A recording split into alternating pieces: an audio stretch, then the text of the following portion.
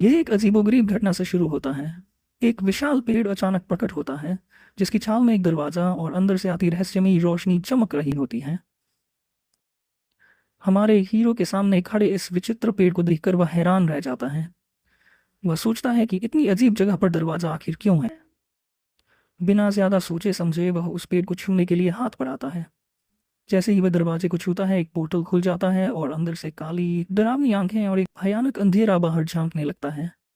उसी पल अंधेरे की टेंटेकल्स काली लताएं उसे कसकर पकड़ लेती हैं और वह जोर से चिल्लाता है। अब वह एकदम भाग रहा होता है अपनी जान बचाने के लिए। उसके पीछे विशाल काले राक्षस दौड़ रहे होते हैं। वह खुद से चिल्लाकर कहता है कि पीछे मत देखो, बस भागते रहो। तभी एक सुनहरी ऊर्जा जो ड्रैगन के आकार में होती है उन पर हमला करती है। वह लड़खड़ाकर जमीन पर गिर पड़ता है और चिल्लाता है कि सब लोग भागो, राक्षस आ रहे हैं। तभी उसकी पीठ पर तेज सुनहरी रोशनी गिरती है और वह अचानक अपनी बिस्तर पर जाग उठता है, बुरी तरह डरा हुआ। वह अपना हाथ आगे बढ़ाता है, भ्रमित होकर इधर उधर देखता है। पीछे खड़ी एक औरत जो उसकी माँ होती है उसे कसकर गले लगाती है और रोते हुए कहती है, तुम आखिरकार जाग गए हो। वह लड़का भी रोते हुए उसे माँ कहकर पुकारता है। माँ बताती है कि वह 3 महीने से कोमा में था और वह डर गई थी कि कहीं वह कभी जागेगा ही नहीं। लेकिन लड़का अचानक कुछ और देख लेता है। वह माँ के सिर के ऊपर कुछ अजीब से चिन्ह तैरते हुए देखता है। जब वह उन्हें छूता है तो एक नीली स्क्रीन सामने आ जाती है जिस पर लिखा होता है मदर। माँ को कुछ समझ नहीं आता। वह अपने पति को बुलाने जाती है जो कि उनकी बेटी की देखभाल कर रहा होता है। एमसी पूछता है कि उसकी छोटी बहन को क्या हुआ। हम देखते हैं कि वह लड़की गंभीर हालत में है और ऑक्सीजन मास्क पहने हुई है। माँ बताती है कि 3 महीने पहले जब राक्षसों ने उन पर हमला किया तब से वह इस हालत में है। लड़के को याद आता है कि ये सब तब शुरू हुआ था जब उसने उस अजीब पेड़ को छुआ था। उसे झटका लगता है, क्या वही था जिसने इन राक्षसों को दुनिया में लाया। लेकिन तभी उसका पिता आकर कहता है कि वो बकवास न करे, राक्षस तो पूरी दुनिया में एक साथ प्रकट हुए थे। वह अपने मोबाइल में एक वीडियो दिखाता है जिसमें लोग तलवारों और जादू से एक विशाल राक्षस से लड़ रहे होते हैं। एमसी पूछता है कि ये लोग कौन हैं। पिता बताता है कि ये वॉकर्स कहलाते हैं, आम लोग जिन्हें ताकतें मिल गई ताकि वे इन राक्षसों से लड़ सकें। अब पूरी दुनिया इन नायकों पर निर्भर है। तभी एक नर्स आती है और बिल के बारे में पूछती है। पिता कुछ दिन की मोहलत मांगता है लेकिन नर्स कहती है कि अस्पताल में जगह नहीं है, इसलिए उन्हें बहन को डिस्चार्ज करना होगा। माँ रोते हुए कहती है कि अगर ऐसा हुआ तो लड़की नहीं बच पाएगी। एमसी ये सुनकर दुखी हो जाता है।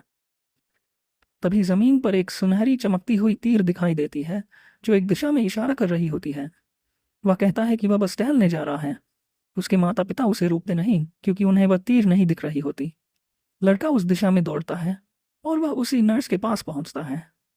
नर्स कहती है कि अगर उसे किसी चीज की जरूरत हो तो वह उसे बुला सकता है। एमसी सोचता है कि सिस्टम उसे इस महिला के पास क्यों लाया है। इसके बाद वह नौजवान उस महिला नर्स के पास जाता है और वह पूछती है कि क्या उसे किसी मदद की ज़रूरत है। एमसी इस पूरी स्थिति से उलझन में होता है और सोचता है कि शायद वह किसी ट्यूटोरियल में फंस गया है। उसे समझ नहीं आता कि क्या कहे है, इसलिए वह बस नर्स की तरफ देखता रहता है। थोड़ी हिचकिचाहट के बाद वह पूछता है कि क्या उसकी छोटी बहन के इलाज के लिए कोई छूट मिल सकती है। ये सुनकर नर्स का चेहरा बदल जाता है और वह गंभीरता से कहती है कि अगर पैसे नहीं दिए गए तो लड़की को अस्पताल से निकालना पड़ेगा। ये सुनकर एमसी का गुस्सा फूट पड़ता है। वह दांत भींचकर गुस्से से चिल्लाता है कि क्या इंसानी जान से ज्यादा पैसे की अहमियत है। वह कहता है कि डॉक्टर का काम लोगों की जान बचाना होता है। यह सुनकर नर्स कांपने लगती है और वह भी गुस्से में रोते हुए चिल्लाती है कि वह खुद भी ये सब नहीं करना चाहती। वह कहती है कि वह सिर्फ एक इंटर्न है और मौजूदा हालात में कुछ नहीं कर सकती। सप्लाई खत्म हो चुकी है और अस्पताल को जिंदा रहने के लिए पैसे चाहिए। वह रोते हुए बताती है कि उसके पिता भी घायल हैं और वह भी इन राक्षसों से नफरत करती है। वह अफसोस करती है कि उसके पास दवा खरीदने के लिए पैसे नहीं हैं और कहती है कि काश वह भी एक वॉकर होती ताकि कुछ कमा पाती। एमसी ये सुनकर वॉकर और पोर्टल्स के बारे में पूछता है। नर्स बताती है कि सिर्फ वॉकर ही उन पोर्टल्स में जाकर आइटम्स निकाल सकते हैं। ये सुनकर एमसी उत्साहित हो जाता है और कहता है कि वह भी एक वॉकर बनेगा। लेकिन लड़की बताती है कि ये इतना आसान नहीं है। उसने भी कोशिश की थी लेकिन उसमें वह क्षमता नहीं थी। नर्स कहती है कि अब उसे बाकी मरीजों को देखने जाना होगा और वह जाने लगती है। लेकिन एमसी उसे रोकता है और कहता है कि उसने उसका नाम तक नहीं पूछा। वह मुस्कुराकर अपना नाम चिकी बताती है और कहती है कि आजकल हर कोई तनाव में है, इसलिए कोई बात नहीं। एमसी हैरान रह जाता है जब उसके सामने अचानक एक नीली स्क्रीन प्रकट होती है जिसमें चिकी का नाम और एक एट्रीब्यूट्स बटन दिखता है। जैसे ही वह आगे बढ़ती है हम देखते हैं कि उसके पास हीलिंग एबिलिटी है, लेकिन उसका लेवल 0 है। एमसी उसे रोकने की कोशिश करता है, लेकिन वह दूर जा चुकी होती है। अकेला खड़ा एमसी सोचता है कि अब उसे कुछ करना होगा जिससे इस हालात को बदला जा सके। जैसे जैसे नर्स दूर जाती है उसके ऊपर दिख रही स्क्रीन गायब हो जाती है। वह हैरान होकर सिर हो जाता है। उसे याद आता है कि चिकी ने वॉकर टेस्ट का जिक्र किया था और वह करता है कि अब उसे वह टेस्ट ढूंढना होगा। तभी अस्पताल में कहीं से मदद के लिए चीखने की आवाज़ आती है। बिना कुछ सोचे वह उस दिशा में दौड़ता है। वहां पहुंचते ही वह देखता है कि ये आदमी अपने मरे हुए भाई को लेकर रो रहा है और चिल्ला रहा है कि कोई उसे बचा ले। दो लोग चिकी को कसकर पकड़ रहे होते हैं जबकि एक डॉक्टर उन्हें रोकने की कोशिश कर रहा होता है। चिकी समझाने की कोशिश करती है कि जब वह वहां पहुंची तब मरीज मर चुका था और वह कुछ नहीं कर सकती थी।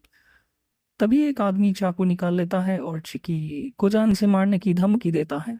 वह आदमी चिल्लाता है कि वह झूठ बोल रही है और उसे इसकी सजा मिलेगी। इसी बीच एमसी तेजी से हरकत करता है और हमलावर के हाथ से चाकू छीन लेता है। वह उसे जमीन पर गिरा देता है और कहता है कि अगर वह नहीं रुका तो पुलिस को बुला लेगा। आदमी हंसते हुए कहता है कि अपोकैलिप्स के बीच किस पुलिस को बुलाएगा। तभी दूसरा डॉक्टर दौड़ता हुआ ऑर्थोपेडिक्स डिपार्टमेंट से मदद बुलाने जाता है। कुछ ही देर में दो विशालकाय डॉक्टर वहां पहुंचते हैं और पूछते हैं कि गड़बड़ कौन कर रहा है। डॉक्टर उन दो हमलावरों की तरफ इशारा करता है और वह दोनों डर के मारे भाग खड़े होते हैं। सीन शांत हो जाता है। इसके बाद एमसी देखता है कि चिकी का हाथ जख्मी है और वह पूछता है कि क्या वह ठीक है। दूसरा डॉक्टर भी पूछता है, लेकिन चिकी कहती है कि वह ठीक है और फिर अपने मरीजों को देखने चली जाती है। नर्स बिना कुछ कहे मुड़कर चली जाती है, लेकिन लड़का पीछे पीछे उसका पीछा करता है क्योंकि वह उसकी चोट को लेकर चिंतित होता है। वह उसे रोककर पूछता है कि उसने क्यों झूठ बोला। उसकी चोट तो गंभीर है और उसे तुरंत इलाज की ज़रूरत है। इसी पल उसके सामने एक सिस्टम स्क्रीन पॉप होती है जिसमें लिखा होता है रेस्क्यू मिशन कंप्लीटेड और पूछा जाता है कि क्या वह अपना इनाम वॉल्व यानी अपने साथी को अपग्रेड करने में उपयोग करना चाहता है। लड़का पूरी तरह कंफ्यूज हो जाता है, लेकिन फिर वह वीवी बटन पर टैप कर देता है। जैसे ही वह बटन दबाता है स्क्रीन दिखाती है कि लड़की का लेवल 0 से बढ़कर लेवल 3 हो गया है।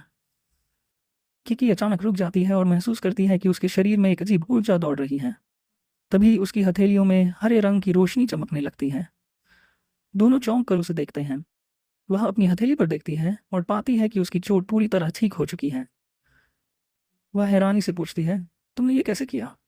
अब वह समझ जाती है कि ये वही शक्ति है जो टीवी पर दिखने वाले हीलिंग वॉकर के पास होती है।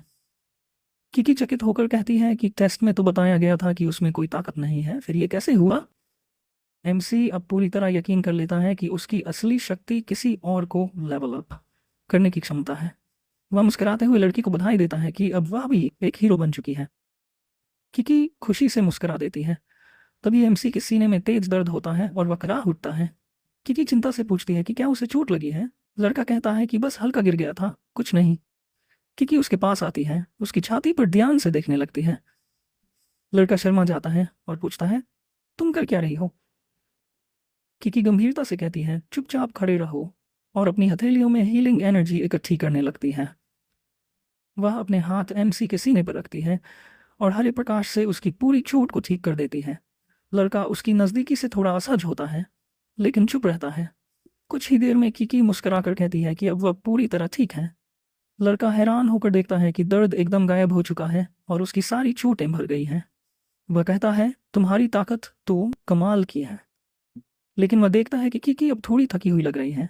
वह उसकी पीली पड़ती हुई रंगत की तरफ इशारा करता है, मगर किकी कहती है कि वह ठीक है और दूसरों की मदद करने का ये एहसास बहुत अच्छा है। एमसी अपने हाथ की तरफ देखता है और सोचता है कि दूसरों की मदद कर पाने का ये एहसास कितना सुकून देने वाला है। इसी बीच एक और सिस्टम स्क्रीन सामने आती है जिसमें उसका लेवल 1 दिखता है, लेकिन उसकी एबिलिटी अभी भी है। अब वह ठान लेता है कि वह भी वॉकर बनने के लिए टेस्ट देगा। दृश्य बदलता है। एमसी अस्पताल छोड़ चुका है। वह तबाह हुई सड़कों से भागता है और सोचता है कि आखिर क्यों पिछले लोग इतने हिम्मती थे। अब उसे समझ आता है, दुनिया में अब कोई व्यवस्था नहीं बची है। उसे याद आता है कि उसने अपनी माँ से झूठ कहा था कि वह बस कुछ कपड़े लेने जा रहा है। अब वह मन ही मन प्रार्थना करता है कि काश उसमें सच में ताकत हो और उसका झूठ एक दिन सच बन जाए। अब वह एक बस में पहुंचता है जो कि नए वॉकरों की टेस्टिंग साइट बन चुकी है। वह इस पूरे सेटअप को देखता है और सोचता है कि इतना महत्वपूर्ण टेस्ट इतने अस्थायी ढंग से हो रहा है, ये कितना अजीब है। बस के अंदर एक सूट पहने आदमी उससे पूछता है कि क्या वह टेस्ट देने आया है। एमसी इधर उधर की गड़बड़ी देखकर सोचता है कि क्या वह सही जगह पर है। आदमी गंभीरता से जवाब देता है, हाँ, यही है न्यू हीरोज का ऑफिशियल इवैल्यूएशन साइट। इसके बाद वह एक अजीब से बॉक्स की ओर इशारा करता है और कहता है, अपना हाथ इस पर रखो। फिर वह बताता है कि डोर इंसिडेंट को हुए अब 3 महीने हो चुके हैं और तभी से सारी दुनिया में अफरा तफरी मची है। एमसी मन ही मन सोचता है कि इस घटना का नाम काफी सीधा है, लेकिन यही सब कुछ बयां कर देता है। अब एमसी मुख्य पात्र अपना हाथ उस अजीब से डिवाइस पर रखता है। टेस्ट लेने वाला व्यक्ति पूछता है कि उसे कैसा महसूस हो रहा है। कुछ सेकंड बाद वह आदमी दुखी होकर कहता है, माफ करना, लेकिन तुम वॉकर नहीं हो। यह सुनकर लड़का पूरी तरह सन्न रह जाता है। टेस्ट लेने वाला आदमी समझाता है कि कई लोग सोचते हैं कि उनमें ताकत है, लेकिन ज्यादातर बार ये बस एक भ्रम होता है। एमसी गहरे निराशा में डूब जाता है। उसका सपना चकनाचूर हो चुका होता है। वह बस चुपचाप बस से उतर जाता है। अब उसे समझ नहीं आता कि वह क्या करे, क्योंकि उसकी सारी उम्मीदें टूट चुकी हैं। जैसे ही वह गली में चलता है, उसे कुछ अजीब लोग दूर से घूरते हुए नजर आते हैं। उनमें से एक उसके पास आता है और पूछता है, क्या हीरो बनना चाहते हो? हमारे साथ चलो। एमसी उलझन में पड़ जाता है और बताता है कि वह अभी अभी वॉकर टेस्ट में फेल हो गया है। अजनबी उसकी पीठ पर हाथ रखकर कहता है, तुम्हें किसी टेस्ट की ज़रूरत नहीं, असली चीज़ तो ट्रेनिंग है। बाकी 2 लोग भी आ जाते हैं और बताते हैं कि उनके लीडर एक बहुत अनुभवी वॉकर हैं। गुट का लीडर कहता है कि सरकारी टेस्ट तो बस दिखावे की चीज़ है, असली ताकत तो उनके पास है। एमसी सोचता है कि शायद ये लोग सही कह रहे हैं। आखिर उसका लेवल 1 है, तो कुछ तो बात है। वह उनकी बात मान लेता है और इस रहस्यमयी ग्रुप के साथ चल पड़ता है। वे उसे एक अंधेरी गली में ले जाते हैं। एमसी को नहीं पता कि उसे क्या मिलने वाला है। दूर से वही टेस्ट इवैल्यूएटर उन सबको चुपचाप जाते हुए देख रहा होता है। गली पार करते हुए वे एक तबाह हो चुकी बिल्डिंग के सामने रुकते हैं। वहां एक रहस्यमय दरवाजा होता है जो दूसरे आयाम डायमेंशन का रास्ता खोलता है। एमसी डर और घबराहट में ठंडा पसीना बहाने लगता है। सुनहरे बालों वाला लड़का उसके कंधे पर हाथ मारकर हंसते हुए पूछता है, पहली बार पोर्टल देख रहे हो क्या? एमसी शर्माते हुए कहता है, हाँ। फिर वह बताता है कि सरकारी पोर्टल्स पर नंबर होते हैं, लेकिन इस पोर्टल पर कोई नंबर नहीं है। मतलब जो कुछ भी अंदर है वह पूरा हमारा है। एमसी डरते हुए पूछता है, ये क्या गैरकानूनी नहीं है? जवाब में सभी अपनी अपनी चाकू निकाल लेते हैं। लीडर उसकी बात को अनसुना करके उसे जोर से धक्का देता है और कहता है, दरवाजा खोलने का सम्मान तो नए सदस्य का होता है। एमसी घबराता है, पर मैं क्यों? साथी कहता है कि ये तो उनका नियम है। नया सदस्य ही हमेशा पहला होता है जो पोर्टल खोलता है। अब उसके पास कोई चारा नहीं बचता। कांपते हाथों से वह आगे बढ़ता है और पोर्टल का हैंडल पकड़ता है। अजीब सी ऊर्जा उसके चारों ओर फैलने लगती है और वह खुद को संभालता है। एमसी मन में सोचता है, अगर मुझे असली वॉकर बनना है तो डरने का वक्त नहीं है। वह हैंडल घुमाकर दरवाजा खोलता है, लेकिन जैसे ही वह अंदर प्रवेश करता है वह चौंक उठता है। अंदर कोई भयानक दानव या अजीब दृश्य नहीं, बस एक सामान्य लेकिन धूल भरा घर होता है। उसी समय बाहर से इवैल्यूएटर दौड़ता हुआ आता है और चिल्लाता है, रुको, अंदर मत जाओ। लेकिन बहुत देर हो चुकी होती है। ग्रुप तेजी से अंदर घुस जाता है और दरवाजा इवैल्यूएटर के मुंह के सामने ही बंद हो जाता है। सुनहरे बालों वाला लड़का अंदर आकर खुशी से मुस्कुराता है, मानो उसका प्लान काम कर गया हो। एमसी डरते हुए पूछता है, वो आदमी तो हमें रोक रहा था, क्या वह असली अफसर नहीं था? लीडर जवाब देता है, अगर तुम उसकी सुनते तो आज यहाँ होते ही नहीं। तुम टेस्ट में फेल हो गए थे, याद है? एमसी के पास कहने को कुछ नहीं होता और वह चुपचाप उस अंधेरे घर में उनके पीछे चल पड़ता है। अब ग्रुप का एक लड़का एमसी मुपात्र के कंधे पर हाथ रखता है और कहता है, अगर अब तुम हमारे साथ हो तो तुम्हें लीडर की बात माननी होगी। इसी बीच एक और साथी आगे इशारा करता है और कहता है, वहाँ कुछ अजीब हो रहा है। जैसे ही वे हॉलवे में बढ़ते हैं, वहाँ उन्हें पत्थर में बदले हुए लोग दिखते हैं जिनके चेहरों पर खौफ और हैरानी जमी होती है। गंजा आदमी लीडर से पूछता है, ये क्या है? मैंने ऐसा पहले कभी नहीं देखा। लीडर शांत स्वर में कहता है, हर पोर्टल अलग होता है, घबराने की जरूरत नहीं। एक और आदमी कहता है कि रास्ता बंद हो गया है, अब उन्हें दूसरा रास्ता खोजना होगा। पूरा ग्रुप अंधेरे घर में फैल जाता है, नई राह तलाशने के लिए। एमसी सोचता है, ये मिशन उतना आसान नहीं है जितना मैंने सोचा था। नर्वस होकर वो एक दरवाज़ा खोलता है तो अंदर देखता है कि एक डाइनिंग टेबल के चारों ओर कई लोग भी पत्थर बन चुके हैं। उसे लगता है कि शायद ये पूरा परिवार खाने के दौरान ही पकड़ा गया। एक साथी बताता है कि ये स्पेशल फ्यूजन फिनोमेनन है जो अक्सर पोर्टल्स में होता है, लेकिन फिर वह मानता है कि उसने भी लोगों को इस तरह पत्थर में तब्दील होते हुए पहली बार देखा है। एमसी पूछता है कि अब क्या करना है। लीडर कहता है हमेशा की तरह नियमों का पालन करो। वह दीवार को छूता है और एक छुपा हुआ रास्ता सामने आ जाता है जिसमें चमकते हुए हरे क्रिस्टल लगे होते हैं। लीडर मुस्कुराकर कहता है आखिरकार हमें वो मिल गया जिसकी हमें तलाश थी। वह आगे बढ़कर एमसी की ओर हाथ बढ़ाता है और कहता है कि उसके लिए एक तोहफा है, एक हरा क्रिस्टल, और बताता है कि यह हीलिंग क्रिस्टल है जिसकी अस्पतालों में बहुत डिमांड होती है। एमसी मुस्कुराकर उसका धन्यवाद करता है। लीडर जवाब देता है भाइयों के बीच में धन्यवाद की कोई ज़रूरत नहीं। गंजा साथी कहता है कि क्रिस्टल को संभाल कर रखना, खो मत देना। लीडर फिर गुफा की तरफ इशारा करता है और कहता है अब हम अंदर जाकर सारे क्रिस्टल इकट्ठा करेंगे और इन्हें बेचकर तगड़ा पैसा कमाएंगे। वह एमसी से कहता है कि वह गुफा के अंदर से क्रिस्टल इकट्ठा करना शुरू करे। एमसी विनम्रता से पूछता है कि क्या उसे कोई हथियार मिल सकता है। लीडर हंसते हुए कहता है यहाँ कोई खतरा नहीं है, और उसे सिर्फ एक कम्युनिकेटर देता है जिसे वह ज़रूरत पड़ने पर मदद बुला सके। एमसी डरते हुए गुफा के अंदर जाता है और बाकी लड़के उसके डर को देखकर हंसते हैं। एमसी मुस्कुराकर सोचता है अगर मैं ये क्रिस्टल ले आया तो अपनी बहन का इलाज करवा पाऊंगा। लेकिन जैसे ही वह और अंदर बढ़ता है उसे गुफा की छत से एक अजीब छाया लटकी हुई दिखाई देती है। तभी एक पत्थर की मूर्ति उसके सामने अचानक आ जाती है जिससे वह बुरी तरह चौंक जाता है। डर के मारे वह तेजी से आगे बढ़ता है, सोचते हुए ये जगह वाकई डरावनी है। उसे उन पत्थर बन चुके लोगों की याद आती है और वह सोचता है क्या ये सब मेरी गलती है, वो दरवाज़ा मैंने ही तो खोला था। तभी पीछे से एक अजीब सी आवाज़ आती है। वह डर के मारे पीछे मुड़कर देखता है। उसकी आंखें चौड़ी हो जाती हैं। वही पत्थर की मूर्ति उसकी तरफ बढ़ रही होती है। मूर्ति अचानक उस पर झपटती है और एमसी एक पल के लिए जर हो जाता है। फिर वह खुद को संभालता है और डर के मारे जोर से चिल्लाता है। वो राक्षसी मूर्ति पूरी रफ्तार से उसका पीछा करने लगती है। बाहर लीडर कम्युनिकेटर से उसकी चीखें सुनता है, लेकिन बस शैतानी मुस्कुराहट देता है। वह कहता है शो अब शुरू हो चुका है। दूर से वे देखते हैं कि जो क्रिस्टल एमसी को दिया गया था अब वह गहरे हरे रंग की चमक छोड़ने लगा है। तभी एक भयानक ऊर्जा फूट पड़ती है और पूरे क्षेत्र में फैलने लगती है। इस ऊर्जा की लहर से गुफा में मौजूद सभी पत्थर की मूर्तियां एक जैसे हरे प्रकाश से चमकने लगती हैं। जैसे ही मूर्तियां हिलना शुरू करती हैं वे अपने पत्थर के बंधन से आज़ाद होकर जिंदा हो जाती हैं। पत्थर में फंसे लोग अचानक राक्षसों में बदल जाते हैं। ये देखते ही व्यापारी समूह बिना समय गंवाए वहां से भागकर खजाना लूटने के लिए दौड़ पड़ता है।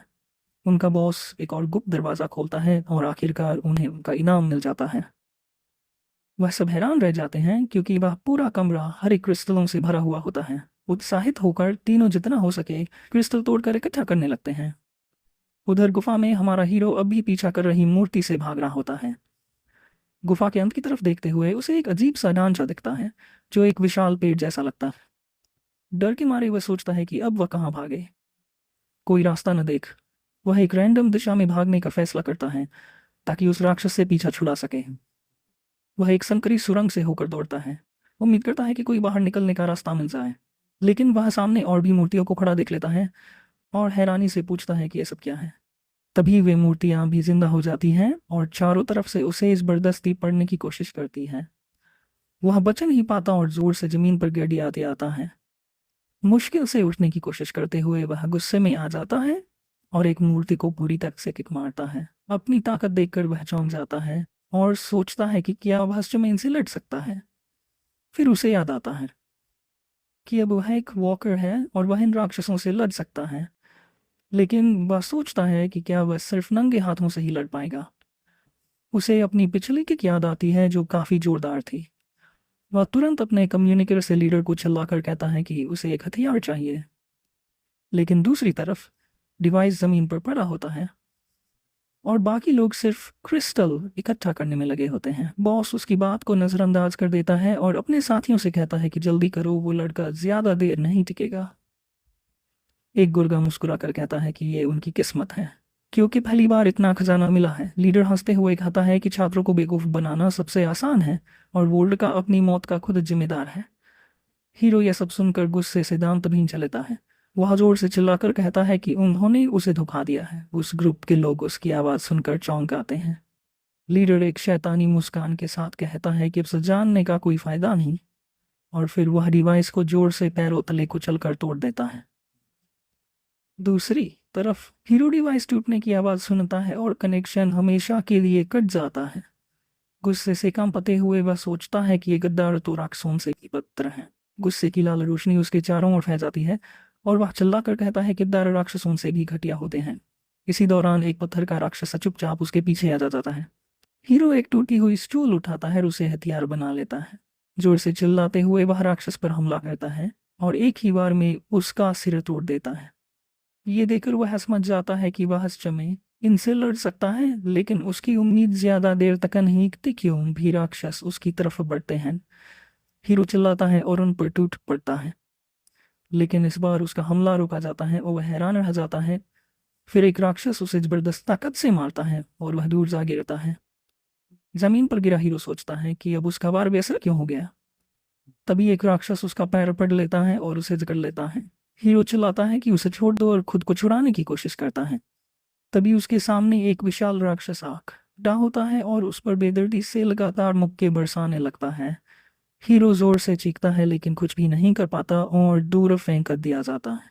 जमीन पर घुटनों के बल गिरा हुआ हीरो महसूस करता है कि उसकी हड्डियां टूट चुकी हैं और अब वह हिल भी नहीं सकता। पत्थर के राक्षसों की भीड़ उसे घेर लेती है और अब उसके पास भागने का कोई रास्ता नहीं बचा। निराश होकर वह सामने खड़े राक्षसों की ओर देखता है जो अंतिम हमला करने की तैयारी कर रहे हैं।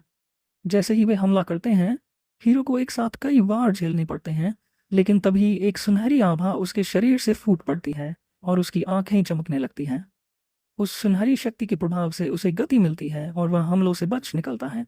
वह गड्ढे के बीच खड़ा होता है और आसपास गिरे राक्षसों को देखकर हैरान हो जाता है। वह अपनी छाती को छूता है और देखता है कि उसकी सारी चोटें ठीक हो चुकी हैं। तभी उसके सामने एक सिस्टम स्क्रीन प्रकट होती है जिसमें लेवल 2 लिखा होता है। उसे समझ आता है कि वह लेवल अप हो गया है। नई शक्ति के साथ वह वहां से भाग निकलने की सोचता है। वह महसूस करता है कि उसका शरीर हल्का हो गया है और सोचता है कि उसके साथ ये सब कैसे हो रहा है। लेकिन जैसे ही वह बाहर निकलने की कोशिश करता है, रास्ता पत्थर के और राक्षसों ने रोक रखा होता है। हीरो एक लकड़ी की मेज पर चढ़कर हवा में छलांग लगाता है ताकि वह राक्षसों को पार कर सके, लेकिन वह समझ जाता है कि अब भागना काफी नहीं होगा, उसे लड़ना होगा। वह याद करता है कि पिछली बार उसकी ताकत तभी आई थी जब वह गुस्से और धोखे की भावना से भरा हुआ था। इसी सोच के साथ वह एक राक्षस को भीड़ से दूर एक कमरे में खींच लेता है। गुस्से पर फोकस करते हुए उसके शरीर को आग जैसी आभा घेर लेती है और उसकी आंखें फिर से चमकने लगती हैं। वह चिल्लाते हुए एक अग्निपुंज घूंसा मारता है और राक्षस को एक ही बार में चकनाचूर कर देता है। खुश होकर वह जीत का जश्न मनाता है, लेकिन तभी उसकी मुट्ठी में तेज दर्द होता है। उसका हाथ सूज चुका होता है। तभी टेस्ट का एग्जामिनर वहां पहुंचता है और चिल्लाकर कहता है कि नंगे हाथों से मत लड़ो। हीरो चौंक जाता है कि मदद करने कोई आया है। एग्जामिनर उसे बताता है कि कोई भी वस्तु हथियार बन सकती है। ये कहकर वह अपनी जेब से एक पेन निकालता है और उसे हथियार में बदलकर राक्षसों पर बिजली जैसी रफ्तार से हमला करता है। हीरो को चकित देखकर एग्जामिनर कहता है कि वह अकेले सबका सामना नहीं कर सकता, इसलिए हीरो को खुद एक हथियार ढूंढना होगा। हीरो भागता है और दीवार में फंसी एक क्लीवर बड़ा चाकू देखता है। वह उसे निकालने की कोशिश करता है, लेकिन पूरी ताकत लगाने के बावजूद वह हिलता भी नहीं। तभी एग्जामिनर कहता है, अपनी भावनाओं का उपयोग करो। हीरो समझता है कि उसे अपने डर और गुस्से को शक्ति में बदलना होगा। आग की आभा के साथ वह अपने मन को केंद्रित करता है और क्लीवर को पकड़कर जोर से खींचता है और आखिरकार वह हथियार दीवार से बाहर निकल आता है। हीरो एक पागल सी हंसी के साथ चिल्लाता है, मैंने कर दिखाया। एग्जामिनर चिल्लाता है, अब मत रुकना, अपनी एनर्जी हथियार में बनाए रखो। एग्जामिनर एक राक्षस के हमले से पीछे गिर जाता है और एक दूसरा राक्षस उस पर वार करने ही वाला होता है। उसी समय हवा में उड़ते हुए हीरो आता है और पूरी ताकत से एक घातक हमला करता है। उसका वार राक्षसों को हजारों टुकड़ों में तोड़ देता है और चारों ओर चमकते हुए पत्थर उड़ने लगते हैं। अब हीरो तैयार है बाकी राक्षसों से मुकाबला करने के लिए। अगर आपको ये वीडियो पसंद आया हो तो एक लाइक ज़रूर ठोक देना। आपका एक लाइक हमें और भी बेहतर कंटेंट लाने की ताकत देता है। नीचे कमेंट करके बताओ कि अगला एपिसोड किस मनवा पर चाहिए, और वीडियो को अपने दोस्तों के साथ शेयर करना मत भूलना जिन्हें ऐसी दमदार कहानियाँ पसंद हैं। और हाँ, अगर आप पहली बार चैनल पर आए हैं तो सब्सक्राइब करके उस बेल आइकन को ज़रूर दबा देना, क्योंकि ऐसे ही फायर एपिसोड्स आते रहेंगे।